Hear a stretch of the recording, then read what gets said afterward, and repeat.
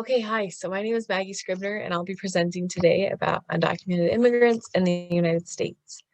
It's a population I didn't know a lot about before this project, but I've really enjoyed the opportunity to learn and to understand the vulnerability experienced by this group.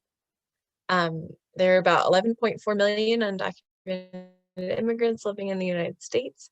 They come from all over the world and they migrate for various reasons, um, reasons as diverse as the people who are here. Um, and they experience a lot of adversity while here in the United States as well.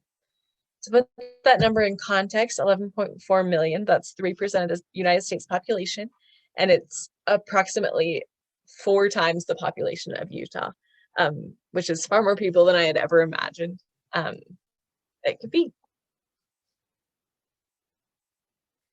They come from all over the world. 75% of undocumented immigrants immigrate from South and Central America, but again, other countries contribute to that number as well. They tend to congregate towards large metropolitan areas such as New York and LA, with about 1 million immigrants in each place.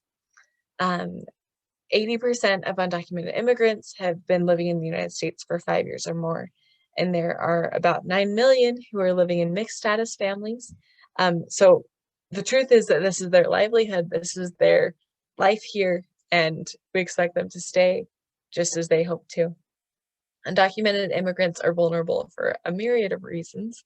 To start, they have double the poverty rates as citizens do. They have a 52% uninsurance rate. They live in food deserts and experience hard working conditions. There's so many reasons. Deportation is a major stress and a major concern for undocumented immigrants. I want to say 360,000 were deported in 2019, and 60% of all deportations are unrelated to criminal activity. And so it can be really tough for them to not know that that could come at any time.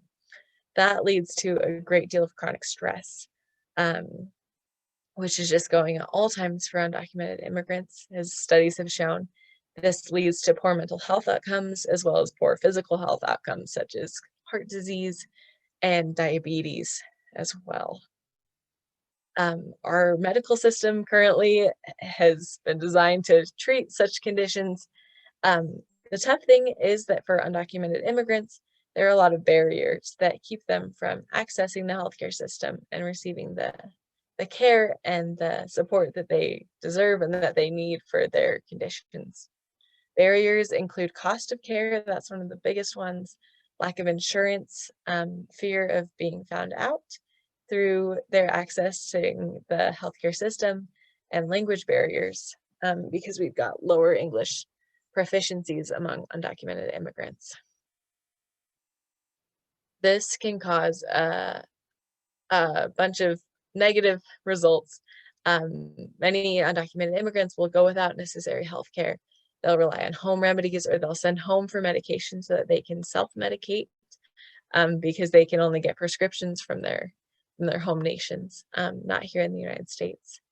One woman in a study mentioned that she hadn't seen a doctor in 4 years, despite having a serious chronic health condition. And she typically would have been seeing a provider regularly, but because of her vulnerable state, she didn't feel that that was something that she could do safely. So immigration in the United States, all I have to say about it is that it's a mess. It's a complex issue. It's full of complex issues, and it's not something we're going to fix easily. But that doesn't mean we can't do our part in individual ways to make the situation better. As healthcare providers, one of our biggest things we can do is to make clinics and our workspaces safe spaces for undocumented immigrants. This comes down to things as simple as the tone of our voice and the way we treat our patients. We can encourage preventative care and help them to know how they can take care of their physical and emotional health. The emergency department is typically the primary source of contact for undocumented immigrants, their access into the healthcare system. So this is a great opportunity for us to educate and empower our patients, and provide quality care for them. One study did indicate that education is the best way to reduce fear in undocumented immigrants, which is one of the biggest barriers for them to accessing the healthcare system and receiving appropriate care for the things that they're facing. Furthermore, healthcare providers have a responsibility to educate themselves on what immigrant rights are, and to furthermore advocate for health-related rights, because everyone has the right to health. And the more we can support them in that through legislation and advocacy, the more good we can do. One policy that has been advocated in many states and implemented is maternal health programs for immigrants.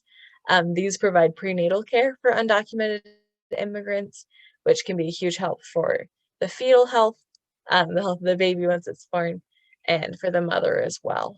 Community health clinics, furthermore, are a great way to increase accessibility of healthcare services.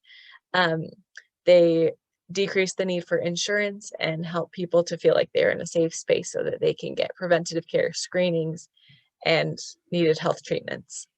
Finally, I would encourage us all to practice the principle of cultural humility, to recognize that this large percentage of our population brings so many rich cultures and heritages to the United States. The more we can seek to understand and learn from them, the better off we'll be, and the more we can support each other.